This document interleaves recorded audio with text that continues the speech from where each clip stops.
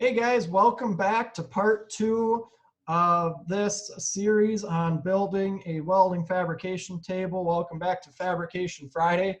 Hopefully you guys are all doing well.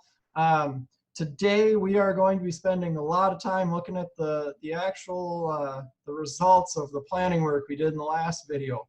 And we're going to look at some results of beveling and why it's important, what that actually looks like.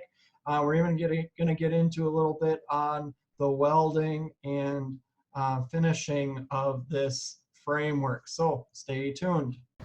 All right, and here we have the results of our beveling on our 3/8 inch framework here. So as you can see, essentially what the beveling does is it puts a slight angle in that square groove, so now it becomes a V groove.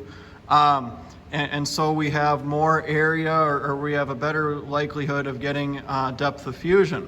Okay, now something else that I did here, and actually I kind of discovered it as I was beveling these out, is that we ended up getting this little gap in here. Okay, you can see my finger through there. That gap is known as a root opening. Okay, the very base of the weld is called the root, and so sometimes, depending on what we need to do, we can leave a little bit of a gap in there. Okay, typically that's done in instances where we want full penetration. We want the weld to go all the way through the backside, and thus providing better fusion as well. Here was just kind of a happy accident that this happened. You can see over here we've got a root opening. Actually, it's that way on all four corners. All right. It's kind of a happy accident, but I think I'm going to roll with it here just because, again, this is a fairly critical structure, and so we want these welds to be solid. Now, on the other piece of it, okay, I had talked about doing a little bit of trial and error with our various abrasives, right? We were looking at the fiber resin disc as well as just a bog standard abrasive grinding wheel. And so what I found was I actually did this side of the joint with with the fiber disc. What I found was that when I used that fiber disc, it really struggled with the corners that I was grinding down. Okay, for whatever reason, that disc wanted to grab and pull me around quite a bit. I wasn't able to maintain control. And so I ended up actually using just a regular grinding disc on the rest of these joints. Now, I anticipate, or I'm thinking kind of with those fiber resin discs, they may be better for kind of the finishing work. Because as you can see, it actually provides a really nice finish there. And that was the coarsest grit that I have. So it actually provides a really nice finish. Okay? I'm going to come back to them when I go to grind this down, okay? Because I'm going to weld these joints here. And in the end, I need this to be perfectly flat. Okay, so any weld that's convex, any convexity that's popping above the surface of these pieces needs to be ground flush. So I'm actually going to come back with that fiber resin disc and try using that in that application. Okay, all these tools, you know, they do have their own applications, and so it's just a matter of figuring out what they work best in and having the knowledge and the ability to switch out as needed.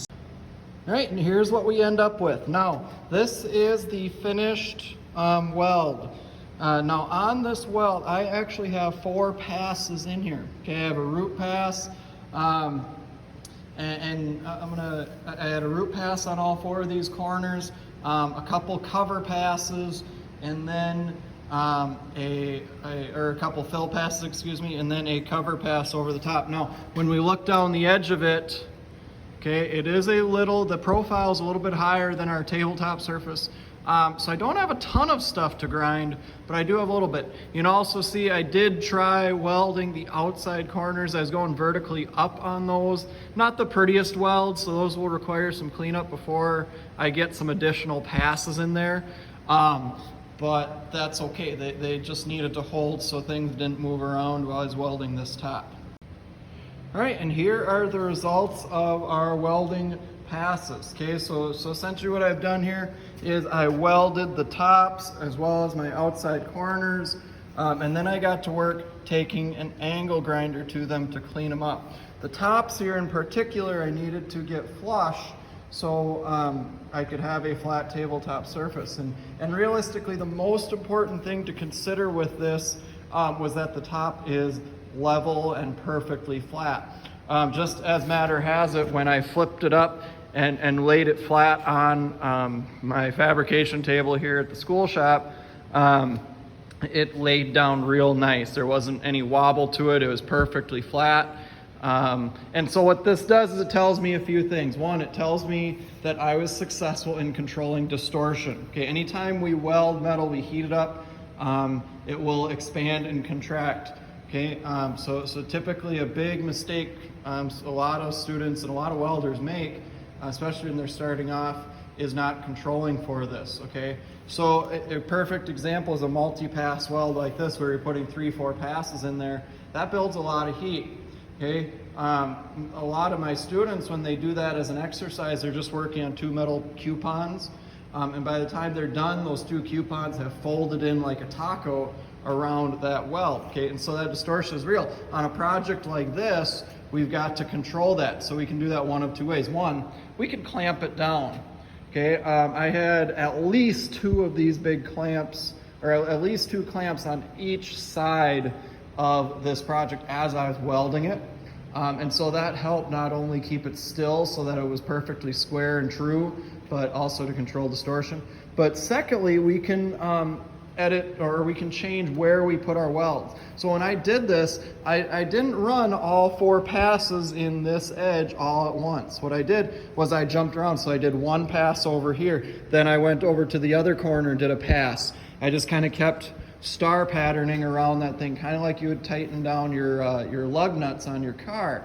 And so it involved quite a bit of movement on my part, but doing that pattern 4 or 5 times over, X number of passes I needed, it actually worked out pretty well. Now, I do, despite the successes here, I do have some errors.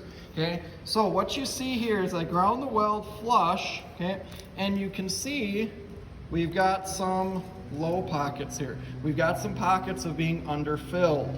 What that tells me is that my cover pass, the last pass I did over this entire thing, was not wide enough. I was a little too antsy. I didn't give it time to fill in. Now, should I go back over this, run another bead over this, fill it in, grind it back down? Probably.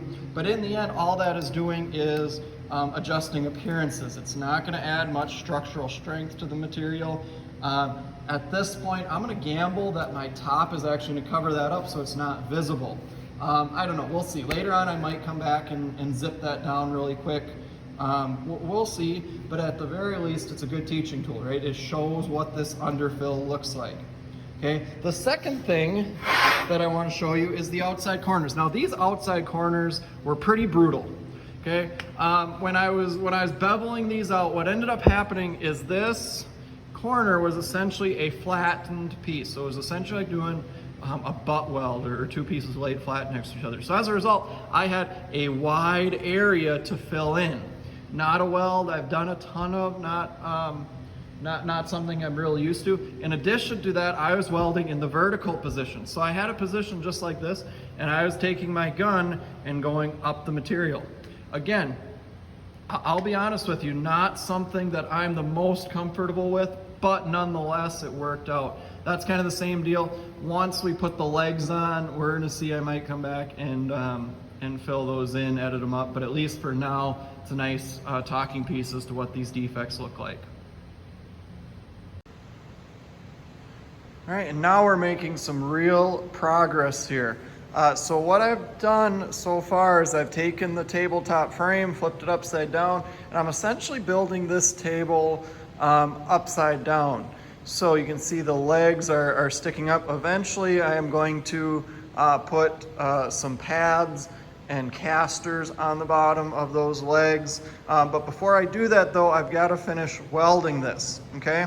So what I've done is I've essentially tacked everything in place. Now tacking is really important, guys, because it helps us fix mistakes very easily. All right, a little spot like that is a heck of a lot easier and less time consuming to break apart, grind down, and fix than a whole solid weld. And remember what I said earlier about metal distorting and warping. The same deal is going to happen here, especially on that shelf frame with that square tubing. I've got to add a few more tacks before I weld it solid, otherwise it's going to twist up like a taco on me. So, and that's the next steps. So we've got our tabletop right here, and then I've got a shelf. Now my goal is to use that shelf as a bit of a storage area. I haven't quite figured out what's going to happen with that shelf yet, what's going on there. But as I was sitting at home last night, I did come up with kind of a neat idea for the tabletop, so I'm excited to share that with you guys. So stay tuned. And that's a wrap for part 2 of this Fabrication Friday series on building myself a welding fabrication table. Hopefully you guys have been enjoying these videos.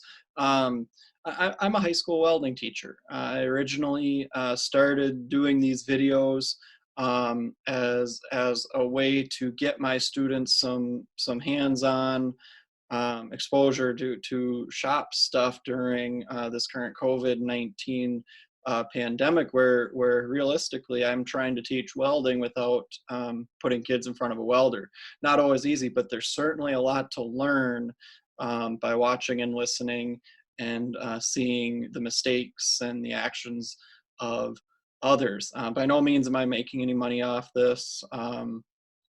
This table is simply a fun way for myself as well as my students to learn. So hopefully you enjoyed it.